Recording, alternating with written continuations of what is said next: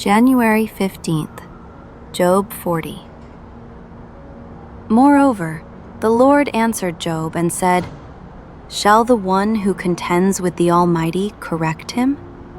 He who rebukes God, let him answer it." Then Job answered the Lord and said, "Behold, I am vile. What shall I answer you? I lay my hand over my mouth. Once I have spoken, but I will not answer. Yes, twice, but I will proceed no further." Then the Lord answered Job out of the whirlwind and said, "Now prepare yourself like a man. I will question you, and you shall answer me. Would you indeed annul my judgment? Would you condemn me that you may be justified? Have you an arm like God? Or can you thunder with a voice like his? Then adorn yourself with majesty and splendor, and array yourself with glory and beauty. Disperse the rage of your wrath. Look on everyone who is proud, and humble him. Look on everyone who is proud, and bring him low. Tread down the wicked in their place. Hide them in the dust together. Bind their faces in hidden darkness. Then I will also confess to you that your own right hand can save you. Look now at the behemoth, which I made along with you. He eats grass like an ox. See now, his strength is in his hips, and his power is in his stomach muscles. He moves his tail like a cedar. The sinews of his thighs are tightly knit. His bones are like beams of bronze, his ribs like bars of iron. He is the first of the ways of God. Only he who made him can bring near his sword. Surely the mountains yield food for him, and all the beasts of the field play there. He lies under the lotus trees, in a covert of reeds and marsh. The lotus trees cover him with their shade. The willows by the brook surround him. Indeed, the river may rage, yet he is not disturbed. He is confident, though the Jordan gushes into his mouth. Though he takes it in his eyes, or one pierces his nose with a snare. Job 41. Can you draw out Leviathan with a hook, or snare his tongue with a line which you lower? Can you put a reed through his nose, or pierce his jaw with a hook? Will he make many supplications to you? Will he speak softly to you? Will he make a covenant with you? Will you take him as a servant forever? Will you play with him as with a bird, or will you leash him for your maidens? Will your companions make a banquet of him? Will they apportion him among the merchants? Can you fill his skin with harpoons, or his head with fishing spears? Lay your hand on him. Remember the battle. Never do it again. Indeed, any hope of overcoming him is false. Shall one not be overwhelmed at the sight of him? No one is so fierce that he would dare stir him up. Who then is able to stand against me? Who has preceded me that I should pay him? Everything under heaven is mine.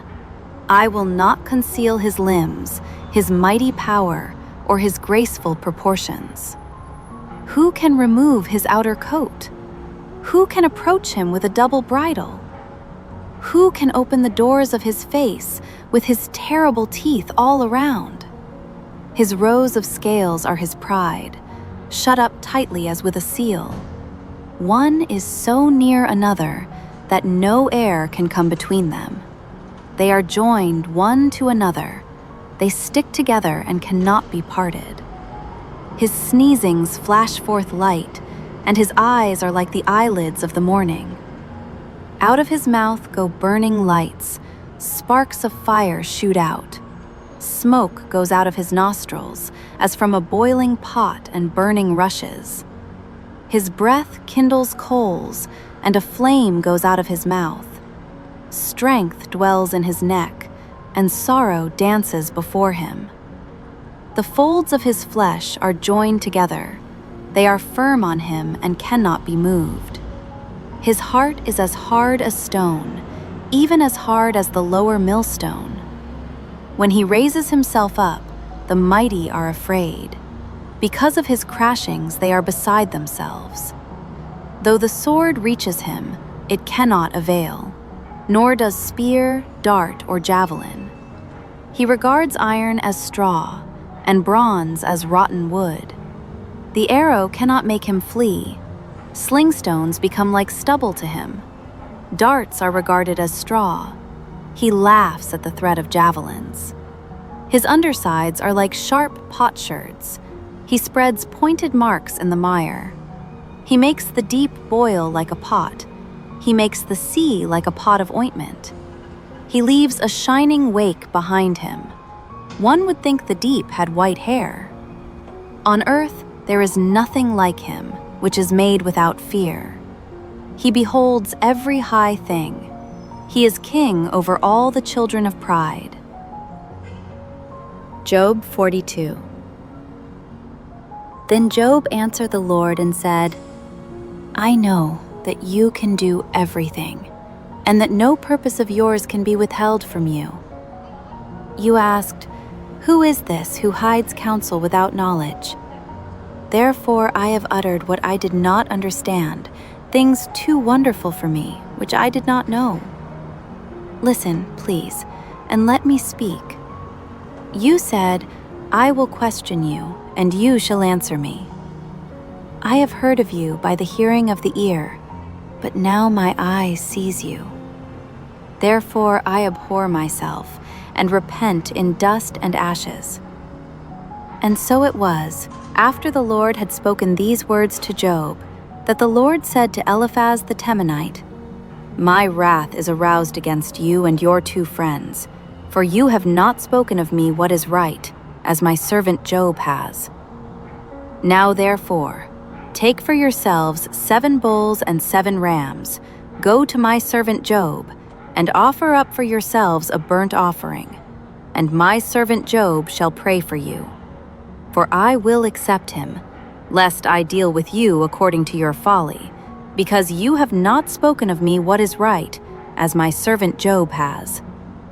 So Eliphaz the Temanite, and Bildad the Shuhite, and Zophar the Naamathite went and did as the Lord commanded them, for the Lord had Job.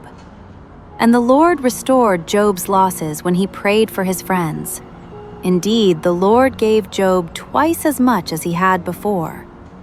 Then all his brothers, all his sisters, and all those who had been his acquaintances before came to him and ate food with him in his house, and they consoled him and comforted him for all the adversity that the Lord had brought upon him.